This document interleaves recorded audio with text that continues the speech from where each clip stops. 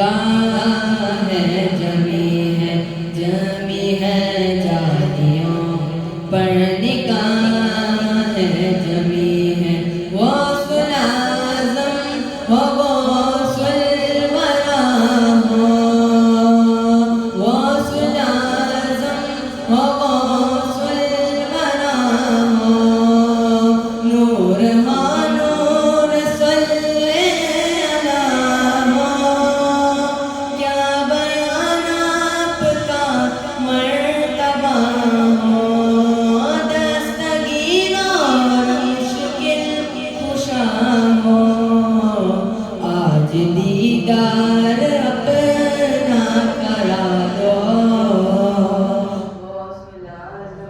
آج دیدار اپنا کرا دو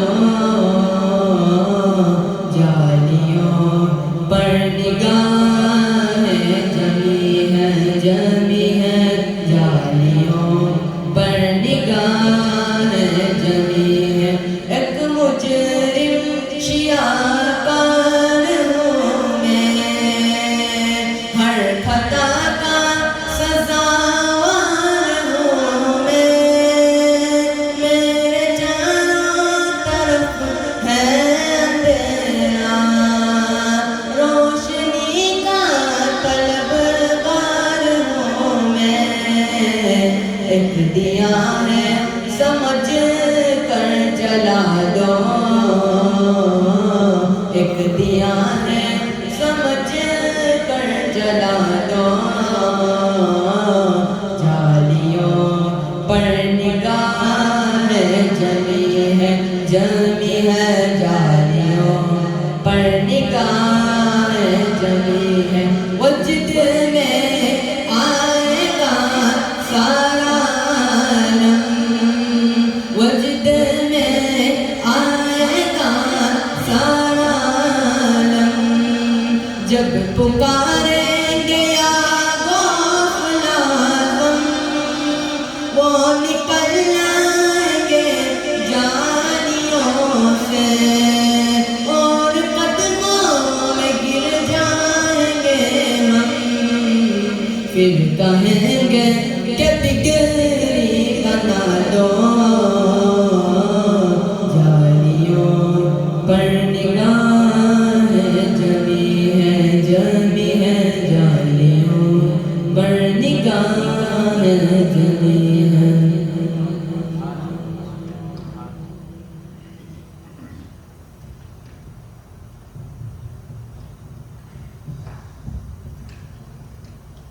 صلی اللہ علیہ یا رسول اللہ وسلم علیہ یا حبیب اللہ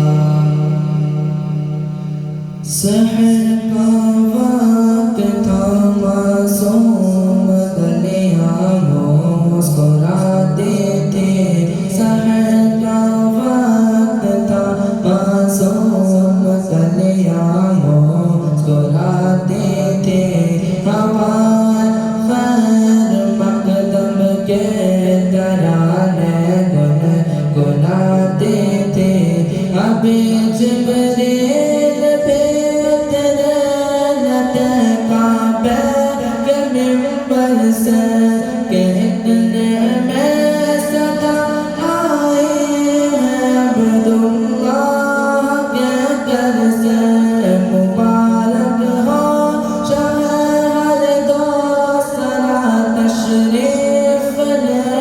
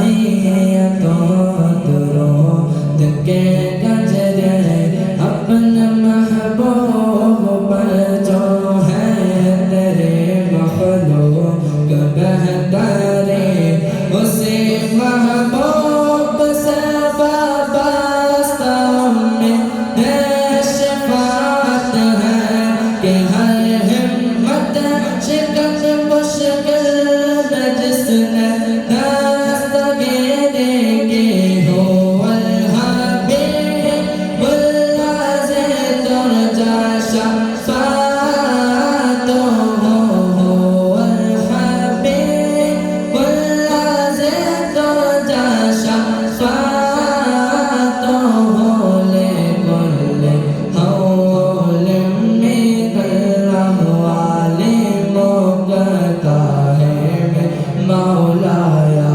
صلی وسلم دائما ابدا علی حبیبک خیر الخلق کلہم.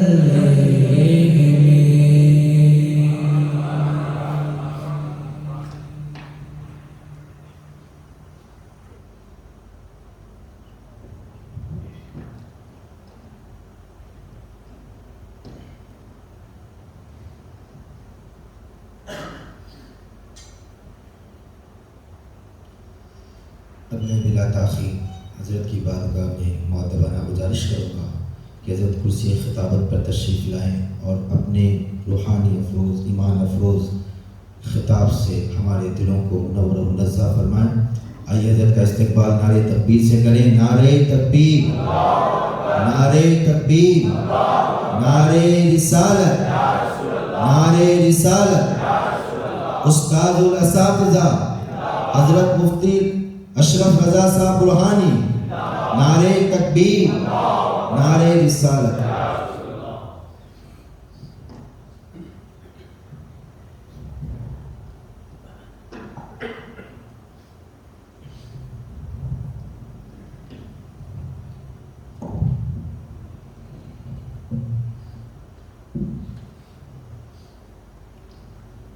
قابل عزت احترام حضرت سادات اعظام علماء ذوی الاحترام بالخصوص حضرت مولانا حافظ قاری محسن صاحب.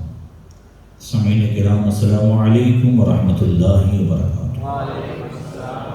نحمده ونصلي ونسلم على رسوله الكريم وعلى آله وأصحابه أجمعين أما بعد.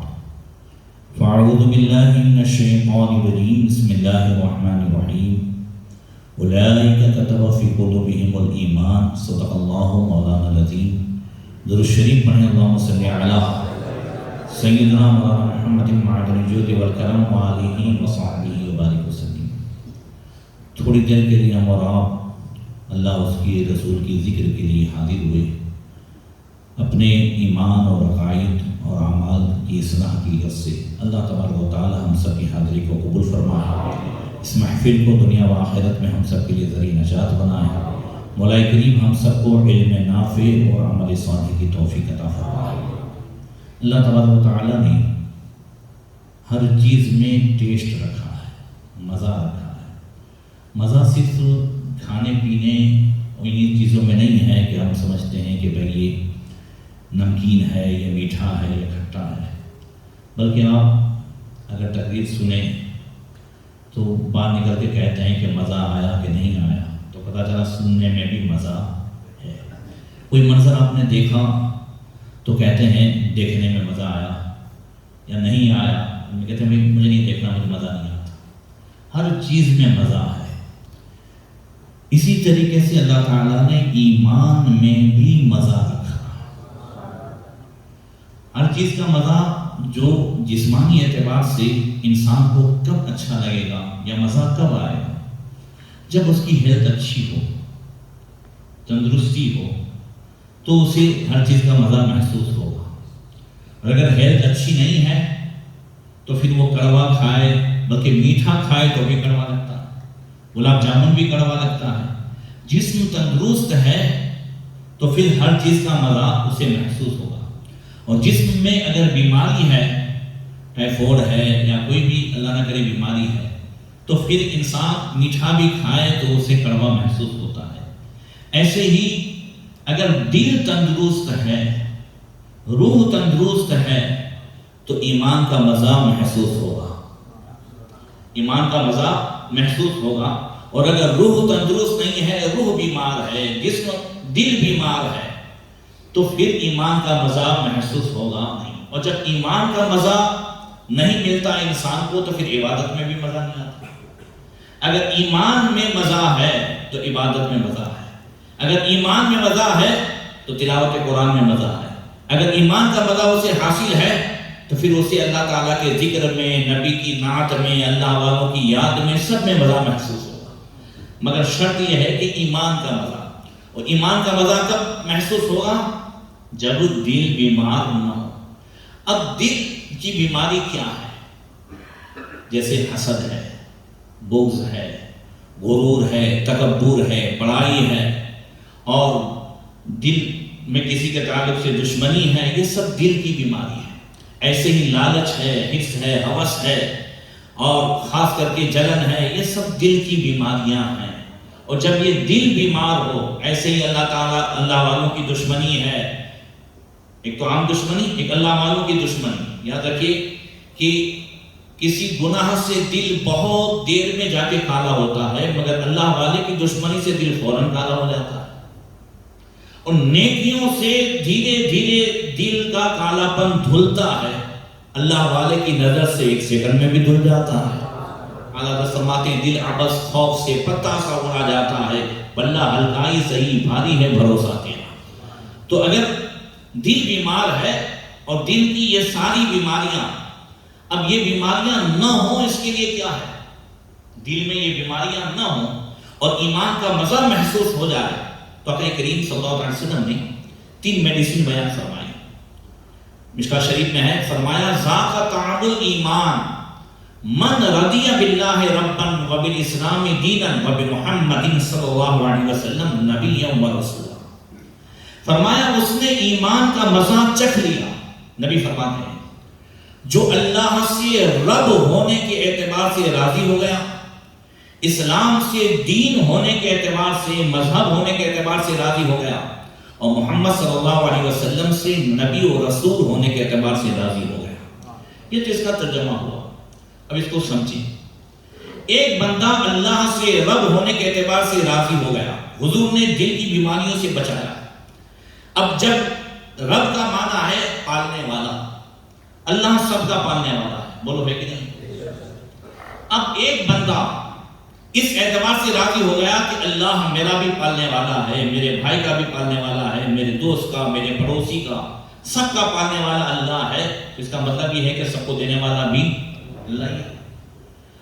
اب اگر میں روز کے 500 کماتا ہوں، میرا بھائی 1000 کماتا ہے، پڑوسی 2000 کماتا ہے، اور میں راضی ہوں کہ اللہ رب ہے، پالنے والا ہے، ایک کو 500 ملا ہے، ایک کو 1000 ملا ہے، ایک کو 2000 ملا ہے، ایک کے پاس جو ہے بائک ہے، ایک کے پاس گاڑی ہے، ایک کے پاس مرسیڈیز ہے، سب کے پاس الگ الگ ہو سکتا ہے، ایک ہی گھر میں بھی الگ الگ ہو سکتا ہے۔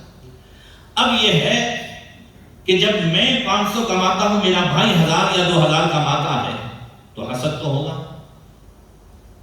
میرے پاس جو ہے گاڑی نہیں ہے اور پڑوسی کے پاس مرسیڈیز ہے، جلن تو ہوگی۔ اب اس کا علاج کیا ہے؟ اس کا علاج اس حدیث میں بتایا گیا۔ فرمایا بندہ راضی ہو جائے کہ اللہ سب کا پالنے والا ہے، جس کو 2000 ملے ہیں اس کو بھی اللہ ہی نے دیے ہیں، کوئی اپنی محنت سے نہیں کرتا ہے، دینے والا اللہ ہی ہے۔ کوئی ڈگریوں سے بھی زیادہ کماتا نہیں ہے، بڑے بڑے ڈگری والے جو ہے وہ لاری چلاتے ہیں اور جو انگوٹھا چھاپ ہیں بڑی کرسیوں پہ بیٹھے ہیں، دینے والا اللہ ہے۔ تو بندہ اگر اس پر یہ ہو جائے کہ اس کو 500 ملا، اسے 2000 ملا، اسے جو ہے 1000 ملا، دینے والا سب کو اللہ ہے، تو اب اللہ تعالیٰ تو ظلم سے پاک ہے، اللہ نے ظلم نہیں کیا، مگر یہ ہے کہ جو جس لائق تھا اللہ نے اسے اتنا عطا فرمایا۔ مجھے 500 ملا ہے تو میں راضی رہوں کہ مجھے 500 کی ضرورت تھی۔ ہمارے حادثہ وغیرہ جانتے ہیں، آج سے 35 سال بلکہ 40-50 سال پہلے 100 روپے میں گھر چل جاتا تھا، مہینے میں 100 روپے میں گھر چل جاتا تھا، 100-200 روپے میں، تب اللہ 100-200 روپیہ مہینے کا دے رہا تھا۔ آج روز بھی 100 روپے میں نہیں پورا ہو رہا ہے، تو روز کی جو ضرورت ہے اللہ عطا فرماتا ہے کہ نہیں عطا فرماتا؟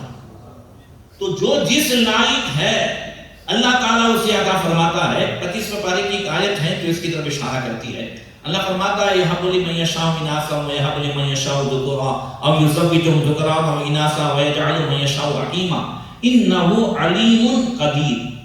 اللہ فرماتا ہے اللہ جسے چاہے لڑکیاں دیتا ہے، جسے چاہے لڑکے دیتا ہے، جسے چاہے دونوں دیتا ہے، جسے چاہے پانچ رکھتا ہے۔ اب یہاں پر اللہ تعالیٰ کی بے شمار صفتیں ہیں، غفور بھی ہے، غفار بھی ہے، رحمان بھی ہے، رزاق بھی ہے، مگر اللہ نے یہاں پہ 2 صفتیں بیان فرمائی، انہو علیم قدیر۔ اس میں بھی علیم پہلے، قدیر بعد میں۔ قدیر کا معنی کیا ہے؟ قدرت والا ہے۔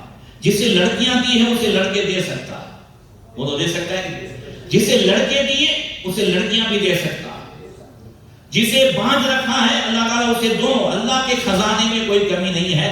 حدیث قدسی میں ہے کہ اگر انسان اور جنات قیامت تک سارے انسان و جنات میرے خزانے میں سے کھاتے پیتے رہیں تو اتنا بھی کم نہیں ہوگا جتنا کہ ایک پرندہ سمندر میں چونچ مار کر کے پانی کم کرتا ہے، اتنا بھی اللہ کے خزانے میں کمی ہونے والی نہیں۔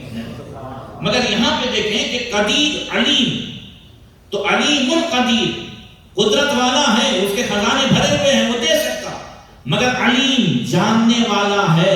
جو جس لائق تھا، لڑکیوں کے لائق تھا اسے لڑکیاں عطا فرمائی، جو لڑکوں کے لائق تھا اسے لڑکی عطا فرمائے، جو دونوں کے لائق تھا اسے دونوں عطا فرمائے۔ جس کی اولاد آگے چل کر کے اس کی عزت کو ملیامت کرنے والی تھی، اللہ کو اس کی عزت کو بچانا تھا، اسے بے اولاد رکھا۔ ہم نہیں جانتے وہ حکیم ہے، وہ اپنے ہر کام میں حکمت والا ہے۔ اب یہ چیز کہ جسے اللہ نے دیا ہے وہ اس لائق تھا، اسے دیا ہے۔ اگر یہ چیز آ جائے تو حسد جیسی بیماری بولو سماج سے نکل جائے گی نہیں، اور ایک یہ حسد والی بیماری جب نکل جائے تو دوست کی بیماری بھی ختم ہو جائے گی، دشمنی کی بھی، غیبت کی بھی، چگلی کی بھی، یہ ساری جو دوسری بیماریاں ہیں، زبان کی بھی جو بیماریاں ہیں، وہ یہیں سے دل والی بیماریوں سے شروعات ہوتی ہے۔ ایک بات ہے، اور پھر یہ ہے کہ بندہ اس پر راضی ہو جائے کہ اللہ سب کا پالنے والا ہے، سب کو دینے والا ہے، تو پھر توکل کی جو نعمت ہے وہ بھی حاصل ہوگی۔ کیا حاصل ہوگی؟ توکل کی جو نعمت ہے، بھروسہ۔ وعلی اللہ فلیتوکل المؤمنون وعلی اللہ فلیتوکل المتوکلون۔ اللہ تعالیٰ تیرے بارے میں فرماتا ہے مومنوں کو اللہ ہی پر بھروسہ ہونا چاہیے، بھروسہ کرنے والوں کو اللہ ہی پر بھروسہ ہونا چاہیے۔ اب بھروسہ کیسا، توکل کیسا؟ تو مشکاۃ شریف میں آقا کریم صلی اللہ علیہ وسلم نے فرمایا لو انکم توکلوا علی اللہ حق توکلی لرزقکم کما یرزق الطیر تغدو حماسا وتروح بطانا۔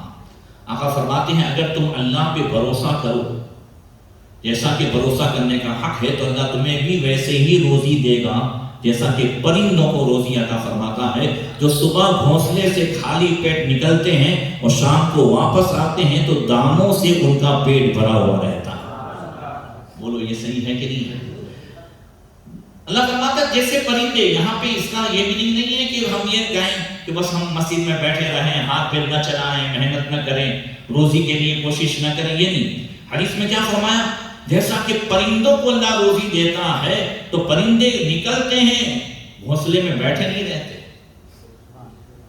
نکلتے ہیں خالی پیٹ۔ مگر ہم میں اور پرندوں میں فرق یہ ہے کہ ہم تو جانتے ہیں کہ ہمارا روزی کا ٹھکانہ کہاں ہے، ہماری دکان کہاں ہے، مگر پرندے یہ نہیں جانتے گھونسلے سے نکلتے وقت کے اس کے دانے کہاں پڑے ہیں، مگر پھر بھی وہ خالی پیٹ نکلتے ہیں، اللہ تعالیٰ اسے پیٹ بھر عطا فرماتا ہے۔ ایسے ہی اگر بندہ اللہ پر راضی ہو جائے تو پھر روزی کمانے میں کبھی حرام طریقہ نہ ہو، کبھی روزی کے لیے نمازیں نہ چھوٹیں، کبھی روزی کے لیے جو ہے وہ اللہ اس کے رسول کی نافرمانی نہ ہو۔ دیکھیں بھروسہ کرنے والے، توکل کرنے والے کیسے تھے۔ یہ انڈیا پاکستان ہونے سے پہلے پرانے سندھ میں 47 سے پہلے کی بات کرتا ہوں، ایک حکیم صاحب تھے، سٹی میں ان کا دواخانہ تھا اور دیہات میں رہتے تھے لوکیشن۔ تو جب بھی گھر سے آتے تھے دواخانے کے لیے تو ان کی وائف جو ہے ایک چٹھی دیتی تھی کہ بھائی آج دانہ بادی چاہیے، آلو چاہیے، پوٹیٹو چاہیے، وہ جو بھی چاہیے وہ سب لکھا رہتا۔ وہ جا کر کے دواخانے میں حساب کرتے، 2 روپیہ 5 روپیہ جو بھی ضرورت ہوتی تو وہ اتنا ہوتا، پھر چٹھی رکھ کر کے وہ ہاتھ اٹھاتے ہو کہتے مولا تو جانتا ہے میں تیری عبادت کے لیے پیدا ہوا، مجھے بھی معلوم ہے آج یہ 2-5 روپے کی ضرورت ہے، یہ جتنا جلدی ملے گا میں دواخانہ بند کر کے تیری عبادت میں لگ جاؤں گا۔ اب دیکھیں مانگنے کا طریقہ بھی دیکھیں، یہ جتنا جلدی ملے گا میں دواخانہ بند کر کے، پھر اللہ پر بھروسہ دیکھیں، توکل دیکھیں کہ اگر ان کو 9 بجے 10 بجے میں یہ 2-5 روپے مل جاتے تھے، پھر کوئی آتا تھا جیسے دواخانہ بند کرتے اور کوئی آتا تھا تو ان کا بھروسہ دیکھیں کہ وہ اسے منع نہیں کرتے تھے، دوائی دیتے تھے، دیکھتے تھے، مگر جب وہ پیسہ دیتا تھا تو کہتے تھے آج کا کھاتا پورا ہو گیا، آج جو ضرورت تھی وہ مل گئی ہے، اب آج کا کھاتا پورا ہو گیا ہے۔ یہ ایسے سلسلہ چلتا رہا۔ ایک دن وہ دواخانے پہ آئے اور چٹھی کھولی تو جو بیوی نے لکھا تھا وہ دیکھ کر کے ان کی آنکھیں تھوڑی کھلی کی کھلی رہ گئی۔ بیوی نے لکھا تھا کہ بچی لڑکی جوان ہو گئی ہے، اب شادی کی ضرورت ہے، اس کے لیے جہیز کا سامان چاہیے، شادی کا سارا پورا خرچہ چاہیے۔ انہوں نے 2 روپیہ بینک بیلنس کبھی نہیں کیا تھا۔ تھوڑی دیر کے لیے گھبرائے، پھر قلم اٹھایا اور نیچے لکھ دیا یہ اللہ کا کام ہے، اللہ پورا کرے گا۔ اب بھروسہ دیکھیں، تھوڑی دیر میں ایک گاڑی جو ہے ایمبیسیڈر اس زمانے میں چلتی تھی، وہ ان کے دواخانے کے پاس رکی۔ ایک صاحب سوٹ بوٹ میں نیچے اترے، حکیم صاحب کے سامنے بیٹھے۔ حکیم صاحب نے پوچھا بھائی کس کے لیے آئے ہو، کوئی بیماری کچھ؟ بولے حکیم صاحب آپ نے مجھے پہچانا نہیں، 15 سال پہلے میں آپ کے دواخانے پر آیا تھا۔ تو بولے ہاں مجھے خیال نہیں ہے۔ بولے 15 سال پہلے ہم پوری فیملی انگلینڈ رہتے ہیں، سیٹ ہو گئے ہیں، یہاں سال میں 1 مرتبہ کوئی بھی خاندان میں فنکشن ہوتا ہے، کچھ بھی ہوتا ہے تو میں سندھ میں آتا ہوں۔ 15 سال پہلے یہاں سے میں نکل رہا تھا اور عین آپ کے دواخانے کے سامنے ہی میرے گاڑی میں پنچر ہو گیا، اور میرا ڈرائیور پنچر بنا رہا تھا، میں دھوپ میں کھڑا تھا، اور آپ نے اس وقت مجھے دھوپ میں دیکھا تو فوراً آپ نے کہا کہ سائے میں آ جاؤ۔ کس میں آ جاؤ؟ سائے میں آ جاؤ۔ تو مجھے بہت راحت محسوس ہوئی۔ یاد رکھیں یہ تو یہاں پر ویدر جو ہے بالکل نارمل رہتا ہے، مگر سائے کی عظمت اور سائے کی نعمت ان سے پوچھے کہ جہاں 50 ڈگری ہو اور ایسے اگر کوئی درخت کا سایہ مل جائے تو اللہ کی نعمت ہے کہ نہیں؟ انڈیا میں مئی جون کا مہینہ ہو اور اس میں اگر جو ہے سایہ مل جائے تو یا ہمیشہ دعا کریں کہ اللہ تبارک و تعالی ہمیں وہ کام کرنے کی توفیق عطا فرمائے جس سے کل اللہ عرش کے سائے میں جگہ عطا فرمائے۔ آج کی کوئی گرمی نہیں ہے، آج کی کوئی تپش نہیں ہے۔ آج ہم بات کرتے ہیں وہاں اتنی ڈگری ہو گئی، اتنی ڈگری ہو گئی۔ ایک حدیث اللہ کے رسول صلی اللہ علیہ وسلم نے فرمایا، حضرت ابو درداء رضی اللہ تعالیٰ عنہ سے، ابو امامہ باہلی رضی اللہ تعالیٰ عنہ سے کہتے ہیں اللہ کے رسول نے فرمایا تدنو الشمس یوم القیامت علی قدر میل، کل قیامت کے دن سورج جو ہے وہ 1 میل یعنی کلومیٹر یا 1.25 کلومیٹر کی دوری پر ہوگا۔ آج سورج کتنا دور ہے جانتے ہیں؟ 2000 سال کی دوری پر ہے۔ کتنی؟ 2000 سال تک بندہ چلتا رہے نا، اور جتنا جو ہے وہ اتنی دوری پر ہے، 4تھے آسمان پر ہے۔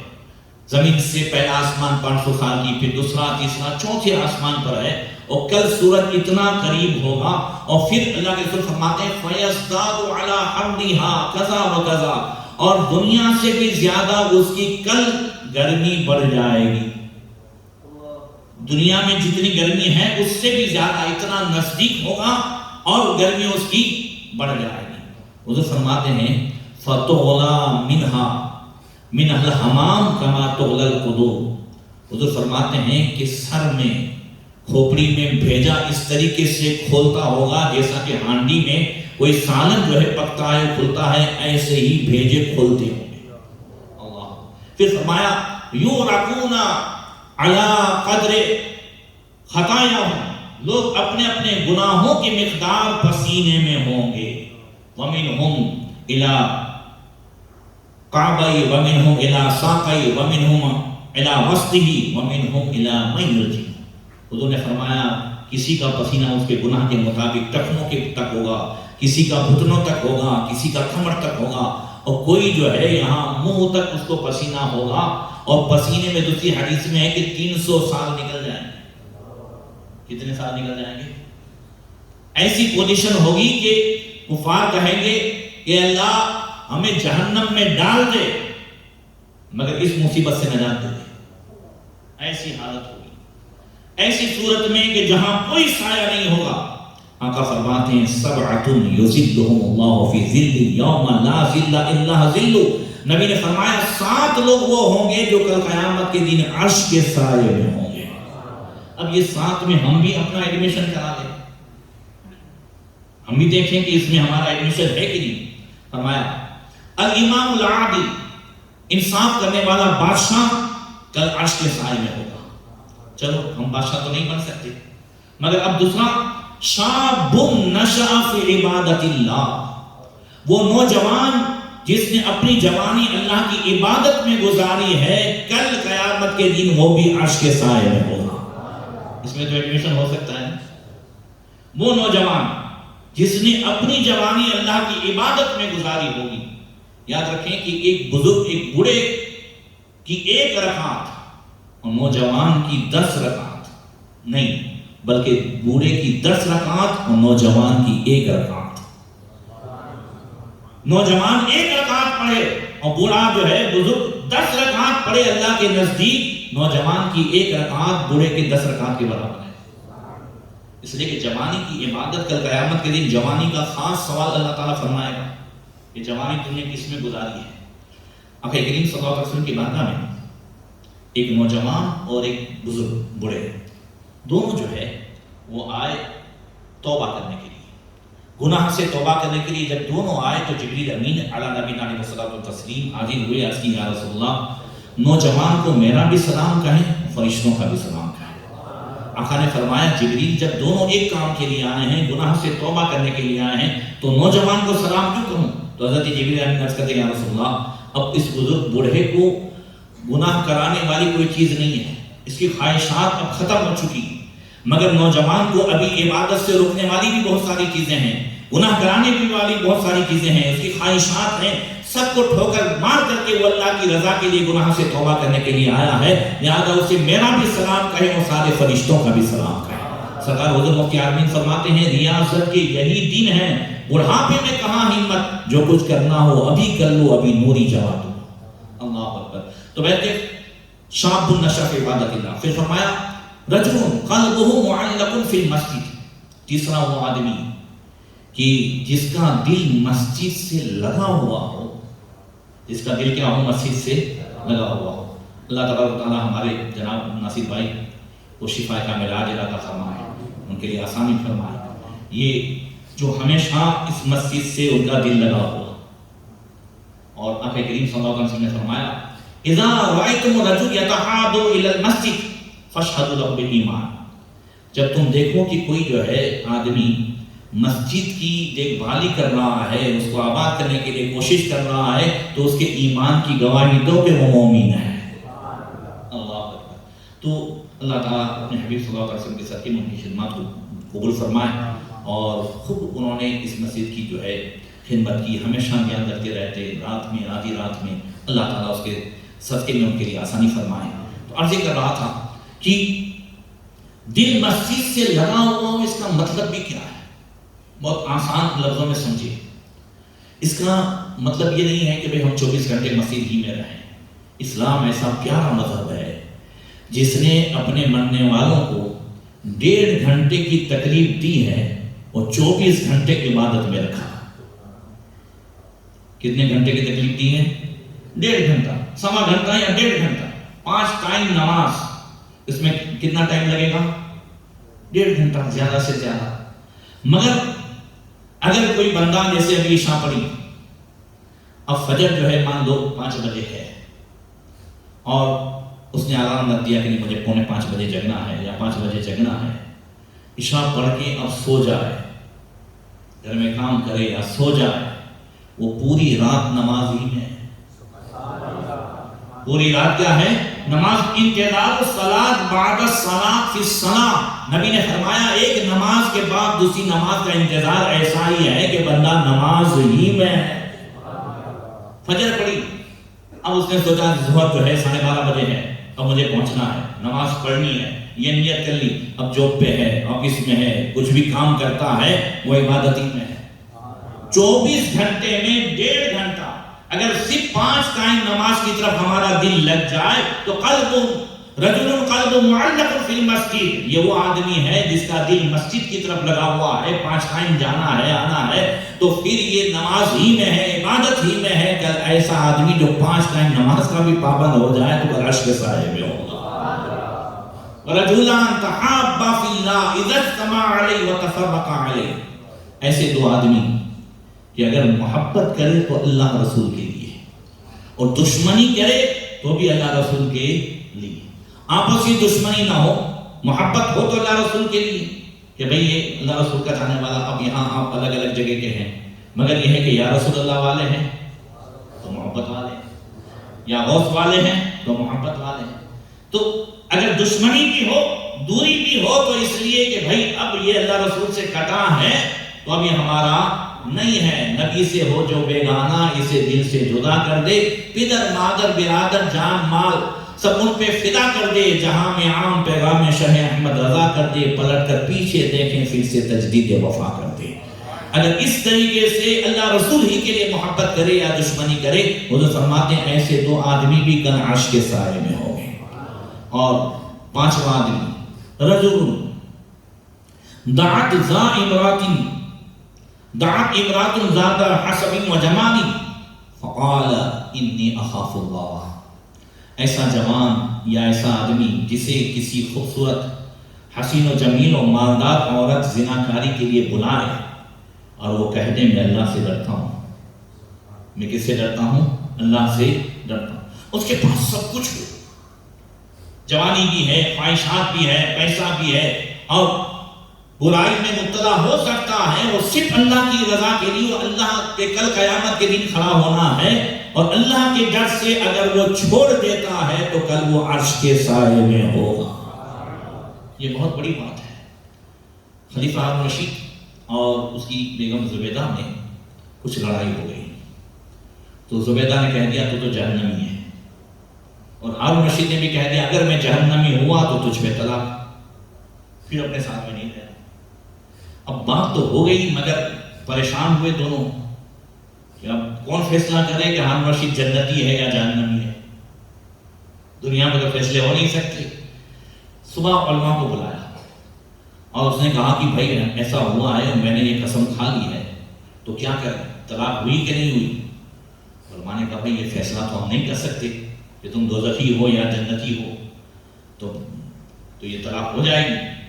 حضرت امام شافعی رحمۃ اللہ تعالیٰ علیہ جو نوجوان تھے، یم تھے، بالکل اخیر میں تھے، انہوں نے کہا، بچے تھے، انہوں نے کہا ایسا ہے میں جواب دوں؟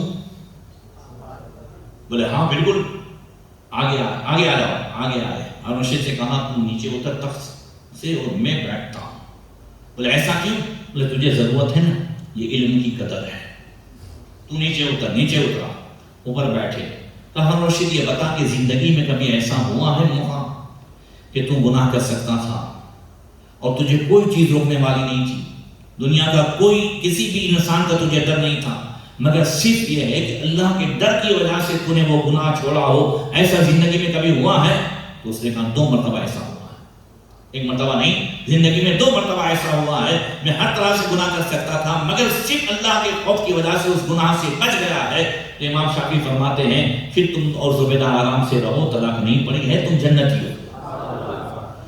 بولے یہ علماء کھڑے ہوئے، بولے یہ کہاں سے تم نے نکالا؟ اللہ تعالیٰ قرآن میں فرماتا ہے وَأَمَّا مَنْ خَافَ مَقَامَ رَبِّهِ وَنَهَى النَّفْسَ عَنِ الْهَوَىٰ فَإِنَّ الْجَنَّةَ هِيَ الْمَأْوَىٰ۔ اللہ فرماتا ہے جو اپنے رب کی بارگاہ میں کھڑے ہونے سے ڈر گیا اور نفسانی خواہشات سے باز آ گیا، فَإِنَّ الْجَنَّةَ هِيَ الْمَأْوَىٰ، تو جنت ہی اس کا ٹھکانہ ہے۔ اور سورہ رحمان میں اللہ فرماتا ہے وَلِمَنْ خَافَ مَقَامَ رَبِّهِ جَنَّتَانِ، کیا فرمایا؟ جنتان۔ کوئی جو ہے بندہ مان لیجیے کہ موبائل میں سب کچھ ہے، بری چیزیں ہیں، بری کلپیں ہیں، اور بیوی سو گئی ہے، ڈیڈی بھی سو گئے ہیں، کوئی نہیں دیکھتا ہے مگر صرف اس ڈر سے کہ اللہ دیکھتا ہے وہ سب کچھ ڈیلیٹ مار دے۔ اللہ سورہ رحمان میں فرماتا ہے ایسے نوجوان کے لیے 2 جنتیں ہیں، وَلِمَنْ خَافَ مَقَامَ رَبِّهِ جنتان، اس کے لیے 2 جنت ہے، ایک تو جنت ہے اور ایک جنت میں اپنے محبوب کا پڑوس ہے۔ 2 جنت کی تفسیر مفسر فرمائی، جنت تو ایک ہی ہے نا، تو دو جنتیں کیا ہیں؟ ایک جنت ملے گی اور ایک جنت میں حضور کا پڑوس ملے گا.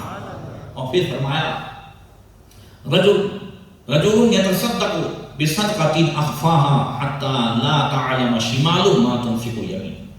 فرمایا بندہ صدقہ کرے کبھی ضرورت ہو سامنے والے کو اس کی عزت کی وجہ سے اس طرح چھپ کر کے دے کہ پتہ نہ چلے کہ رائٹ ہینڈ نے کیا دیا ہے اور لیفٹ ہینڈ کو بھی پتہ نہ چلے، تو ایسا آدمی بھی کل عرش کے سائے میں ہوگا. اور ساتواں وہ آدمی کہ رجل ذکر اللہ خالیا ففاضت عیناہ، ایسا آدمی جو تنہائی میں اللہ کو یاد کرے، اکیلا ہو اور اللہ کو یاد کرے، اللہ کے خوف کی وجہ سے یا اس کی محبت کی وجہ سے اس کا جو ہے آنکھوں سے آنسو نکل آیا، ایک آنسو بھی نکل آیا تو یہی ایک آنسو اسے جہنم سے بچانے والا ہو جائے گا. یہ دوسری حدیث کا مفہوم ہے. تو ایسے ہی اللہ کی یاد میں رونے والا بھی کل عرش کے سائے میں ہوگا. تو عرض کر رہا تھا کہ اس حکیم صاحب نے اس نے کہا کہ اس طریقے سے آپ نے مجھے سائے میں بلایا تو مجھے بہت اچھا لگا. اب آپ کو پیسہ دینا تھا اور میں دیکھ رہا تھا کہ آپ میری وجہ سے ویٹ کر رہے ہیں، اور اس وقت آپ کی ایک جو ہے بیٹی جو تقریباً 4.5-5 سال کی ہوگی، اس بار بار کہہ رہی تھی ابا چلو نا، بھوک لگی ہے، مگر آپ میری وجہ سے ویٹ کر رہے تھے. تو میں نے بہانہ بنایا، میں نے کہا کہ 6 سال ہو گئے، حالانکہ بولے بات صحیح تھی کہ 6 سال ہو گئے تھے میری شادی کو، اولاد نہیں تھی. مگر لندن رہنے والا آدمی وہ جڑی بوٹی سے کیا وہ کرے گا؟ تو بولے میں نے بڑے ٹیسٹ کرا لیے تھے، مگر یہ ہے کہ صرف آپ کو پیسہ دینے کی غرض سے میں نے کہا کہ اولاد نہیں ہے تو کچھ دوائی دے دیں جس سے اولاد ہو جائے. تو آپ نے کہا توبہ کرو، دوائی اولاد نہیں دیتی ہے، اولاد اللہ دیتا ہے. شفا دوائی نہیں دیتی ہے، شفا کیا ہے؟ اللہ دیتا ہے. مگر یہاں پر سکے کے دونوں سائڈ پہ ایمان ہونا چاہیے. ہمارا دونوں سائڈ پہ ایمان ہے الحمدللہ. سنیے، وہ یہ ہے کہ نہ دوائی شفا دے، نہ ڈاکٹر شفا دے، نہ دوائی اولاد دے، نہ ڈاکٹر اولاد دے، یہ سب ذریعہ ہے. بولو ہاں نا.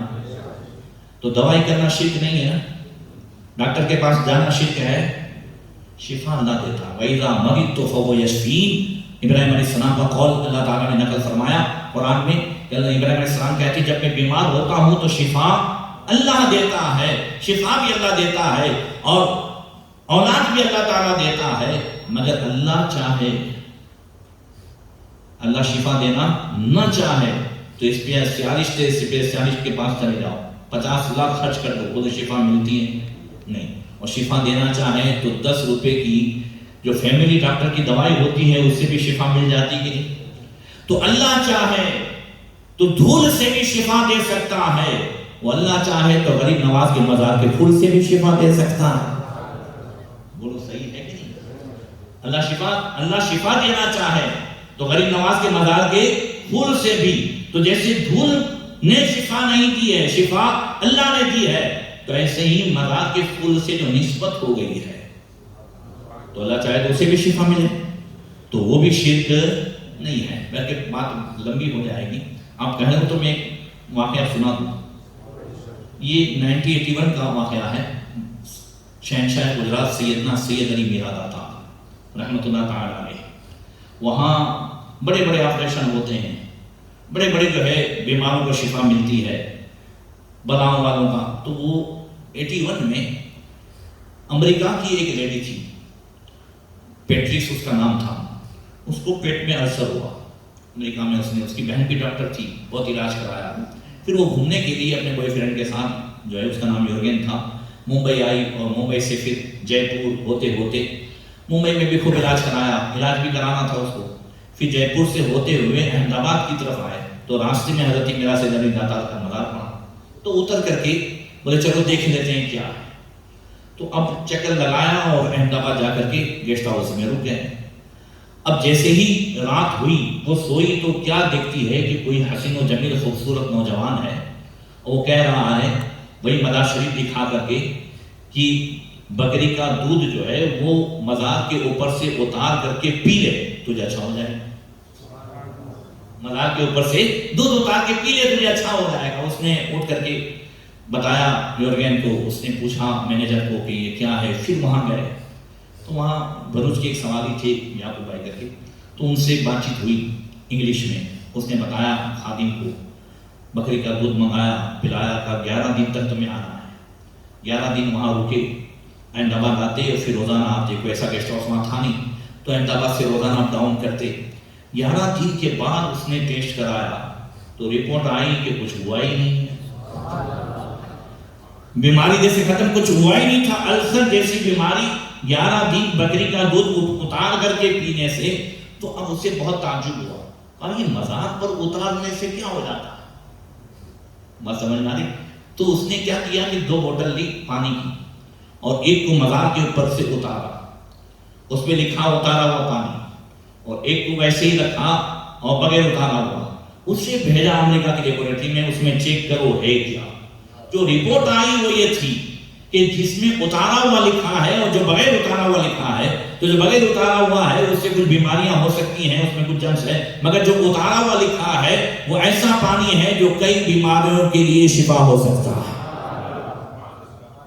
تو یہ اللہ والوں سے جو نسبت ہو جائے کہتے، تو اس نے کہا کہ آپ نے مجھے یہ نصیحت کی اور ساتھ ساتھ آپ پڑیاں بناتے جاتے تھے، وہ کہتے تھے یہ دوائی تو ذریعہ ہے، آپ دوائی لے جاؤ، اور اسے اس طریقے سے کھانا۔ نام پوچھا مجھے، میں نے کہا محمد علی، ایک میں محمد علی لکھا، بیگم محمد علی لکھا، کہا اس طریقے سے کھانا اللہ تعالیٰ عطا فرمائے گا۔ میں نے آپ سے پوچھا کہ کتنا روپیہ ہوا، تو آپ نے کہا آج کا کھاتا پورا ہو گیا، آپ نے کہا آج کا کھاتا پورا ہو گیا ہے۔ میں پریشان ہوا، گھر پہ جا کر کے میں نے بیوی کو بات کی، بڑے بڑے ٹیسٹ کرا لیے تھے، بڑی بڑی دوائی لندن وغیرہ کرا چکے تھے ہم لوگ، 6 سال ہو گئے، مگر بیوی سے جا کے جب بات کی تو بیوی نے کہا یہ کوئی اللہ والا آدمی ہے، ہم دوائی کرتے ہیں، ہم نے دوائی کھائی اور اللہ تعالیٰ نے لگاتار 3 بیٹے عطا فرمائے۔ بولے ہماری فیملی میں آپ کے چرچے ہوتے، میں ہر سال آتا، آپ سے ملاقات کے لیے آتا، مگر دواخانہ بند رہتا، کل بھی آیا تھا، پھر مجھے پتا چلا کہ آپ 9 بجے سے پہلے چلے جاتے ہیں۔ تو بات یہ ہے کہ ان سال بھی میری بھانجی کی شادی تھی، اس کے لیے ہم لوگ لندن سے آئے ہوئے تھے، مگر 8 دن پہلے یہ ہوا، شادی سے 8 دن پہلے، کہ اس کو پتا نہیں کچھ نمونیا ہو گیا، شاپنگ کے لیے گئی تھی اور اسے ایڈمٹ کرایا اور پھر اس کا انتقال ہو گیا۔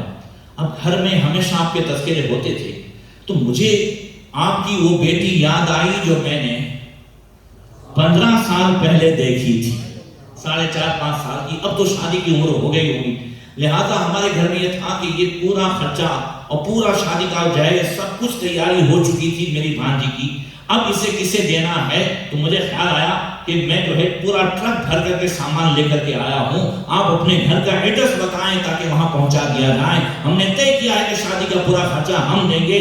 اور حکیم صاحب کی آنکھ میں آنسو آئے اور انہوں نے چٹھی دکھائی، کہا دیکھو آج ہی بیوی نے مانگ کی ہے اور میں نے بھی لکھ دیا تھا کہ اللہ کا کام ہے، اللہ پورا کرے گا، ابھی دواخانہ بند نہیں ہوا ہے کہ اللہ تعالیٰ نے انتظام کروا دیا۔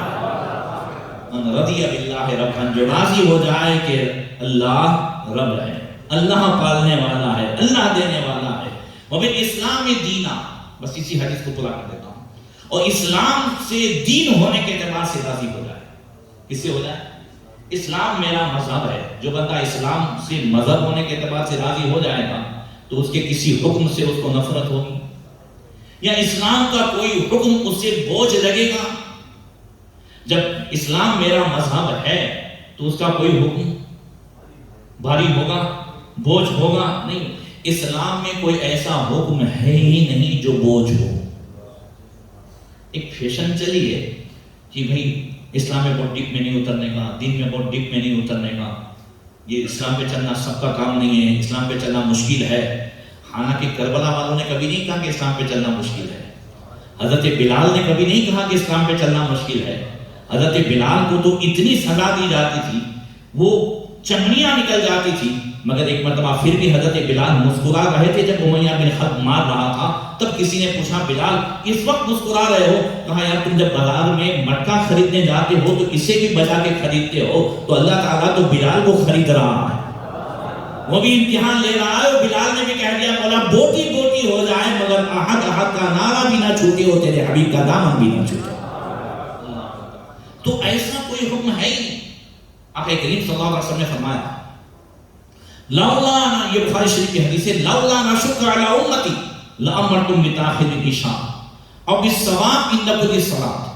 حضور نے فرمایا کہ اگر مجھے اندیشہ نہ ہوتا کہ میری امت مشکل میں پڑ جاتی تو میں انہیں حکم دیتا کہ عشاء کی نماز شروع ٹائم میں نہ پڑھے، آدھی رات کے بعد پڑھے، اگر کوئی آدھی رات کے بعد کا حکم ہوتا تو مشکل ہوتی کہ نہیں ہوتی؟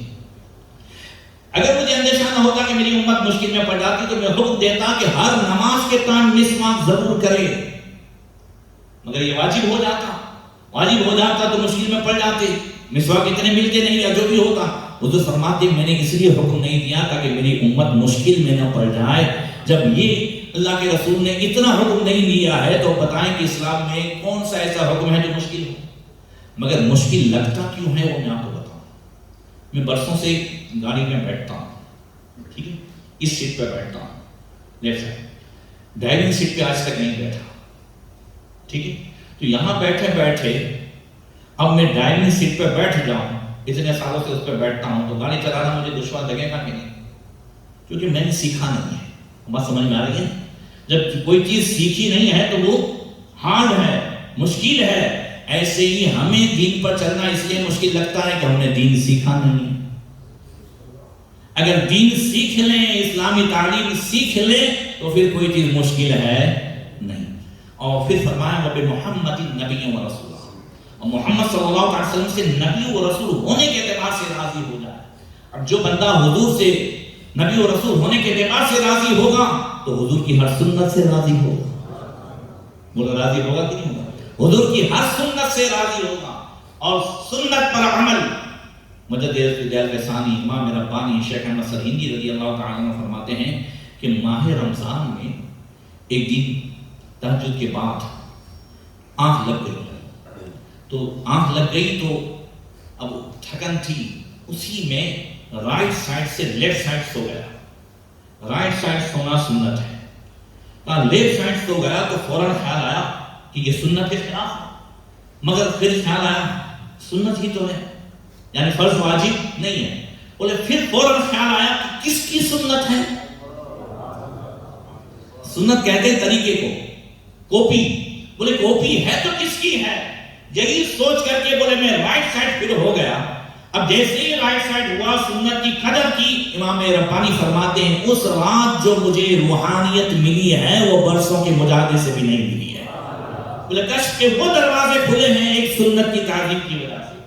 اعلیٰ حضرت رضی اللہ تعالیٰ عنہ ایک دن جو ہے فجر میں ٹائم زیادہ ہو گیا تھا تو جلدی میں آ رہے تھے، تو سید ایوب علی صاحب اور ان کے بھائی رحمت علی دونوں سید صاحب جو ہے دروازے پر کھڑے انتظار کر رہے تھے۔ اعلیٰ حضرت آئے تو دونوں آپس میں کہنے لگے مجدد کبھی سنت کے خلاف نہیں کرتا۔ بولے آج جلدی جلدی میں اعلیٰ حضرت کا پاؤں دیکھتے ہیں کہ سیدھا پہلے پڑھتا ہے یا الٹا پڑھتا ہے، توجہ ہے؟ بولے رائٹ یا لیفٹ؟ تو بولے کھڑے تھے، ہم دیکھ رہے تھے۔ اعلیٰ حضرت آئے اور جلدی سے الٹے پاؤں سے جو ہے اتارا، جوتا اتارنا ہو تو الٹے پاؤں سے اتارنا ہے پہلے، اور پھر سیدھا الٹے پاؤں سے اتارا۔ پہلا قدم رکھا مسجد میں تو سیدھا، پھر ادھر جو ہے لگا مسجد میں، جیسے اندر آئے تو سب میں جو قدم رکھا وہ سیدھا، اس کے بعد جتنی صفیں تھی اس میں قدم رکھتے گئے تو سیدھا، مصلی پہ پہلا قدم رکھا تو بھی سیدھا۔ یہ سنتوں کی برکتیں ہیں، اللہ تعالیٰ ہم سب کو توفیق عطا فرمائے۔ اب جسے یہ تینوں چیز مل گئی ہے اس کا دل تندرست ہے، اور جب دل تندرست ہوگا تو ایمان کا مزہ ملے گا، اور جب ایمان میں مزہ آ جائے تو عبادت میں بھی مزہ آ جائے، قرآن کی تلاوت میں بھی مزہ آ جائے۔ اللہ تعالیٰ ہم سب کو مزہ نصیب فرمائے۔ السلام علیکم ورحمۃ اللہ۔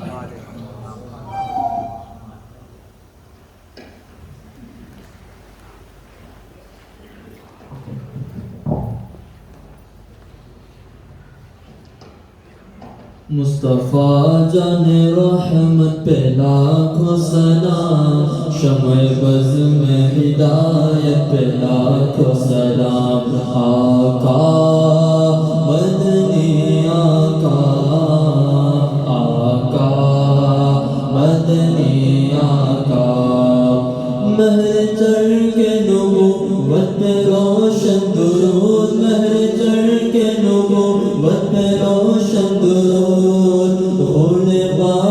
رسالت پہ لاکھوں سلام۔ آقا مدنی آقا، آقا مدنی آقا، شہریار ارم تاجدار حرم، شہریار ارم تاجدار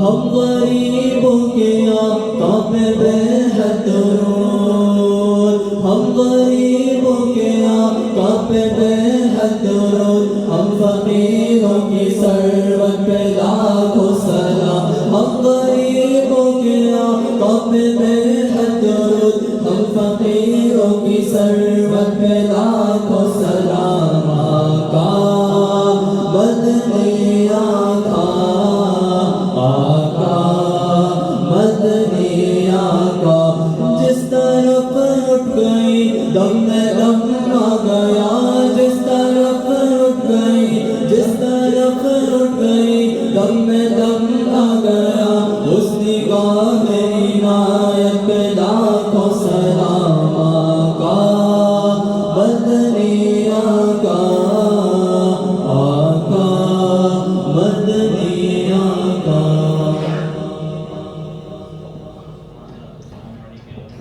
وعلى آلك وأصحابك يا نور الله.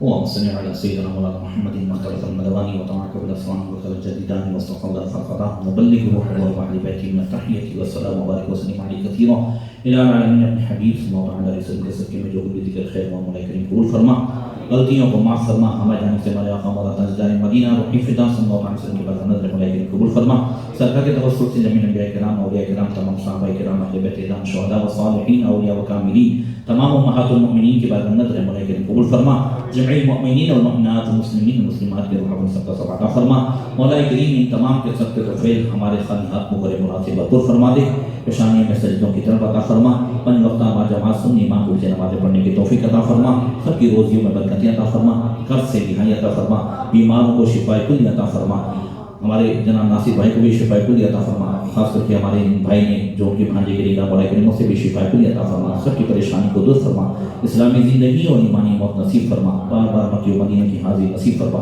ان اللہ ملائکتہ یصلون علی النبی یا ایھا الذین آمنوا صلوا علیہ وسلموا تسلیما۔ اللهم صل على سيدنا محمد المعدن الجليل والكرم وعليه وصحبه وبارك وسلم وفوض امري الى الله ان الله بصير بباب برحمتك يا ارحم الراحمين۔